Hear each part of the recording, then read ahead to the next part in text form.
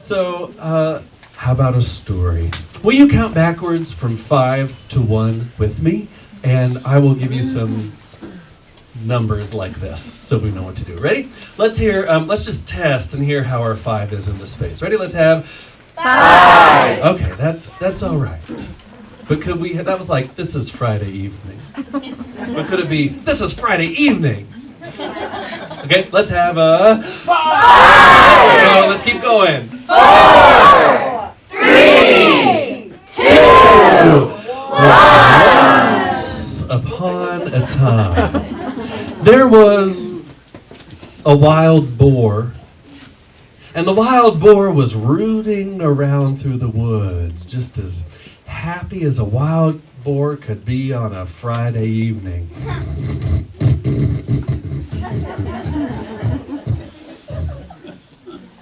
It kind of rooted around through the woods over to the very edge of the woods where there was a great field on that other side. It looked that way. The shadows of the woods were better. And so that wild boar just kept rooting around, just looking for something to eat. And it kind of went to the very edge and walked along the edge of the woods when it noticed there, right at the edge of the woods, right where that field began, on the ground, there was a nest. And the boar looked around and didn't see any parents. And so it very slowly crept up to the nest and looked in. There were not 1, not 2, there were 3 eggs inside of that nest, and no parents all around. Oh, imagine what good luck this was. The boar was so happy. Think about what could be in each one of them.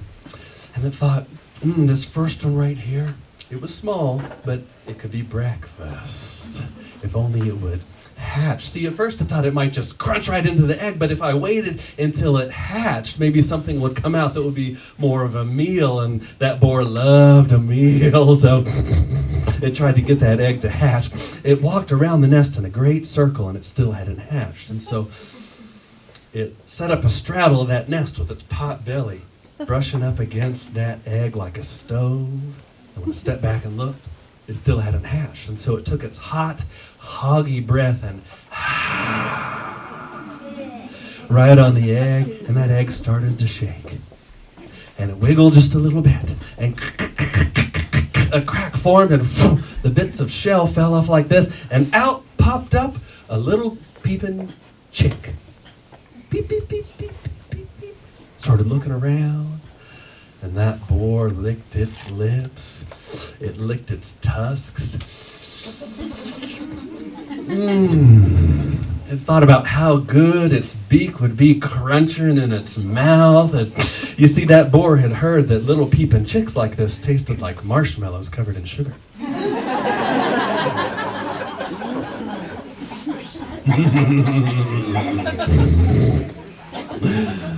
Well, it opened its mouth and was about to take one big bite when it saw the second egg in that nest.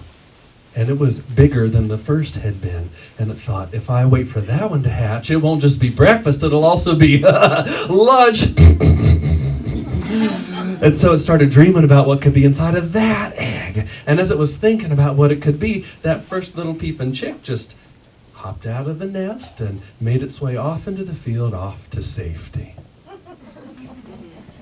Now, as I'm telling you this story, you might be thinking, I recognize parts of this story. Something sounds a little familiar. That's because I'm retelling a classic story with a lot of new clothes on top. So if you're the puzzle person, you can be thinking, what could this story be down underneath? And if you hate puzzles, just listen to the story. That second egg was bigger than the first one had been, and it thought, it could be lunch, and if I could get it to hatch, because it looked for a long time and it hadn't hatched. And so you can do it with me. The wild boar walked around the nest in a great big circle, and it hadn't hatched. And so it set up a straddle of it so that its pot belly was like a And it warmed it a little bit, and it stepped back, and it still wasn't hatching, so it took its hot, hoggy breath and breathed on it. You've already had dinner. And that egg started to shake.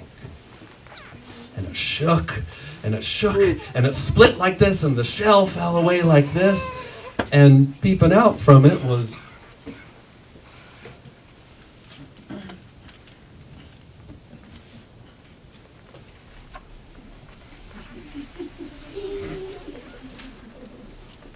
a turtle.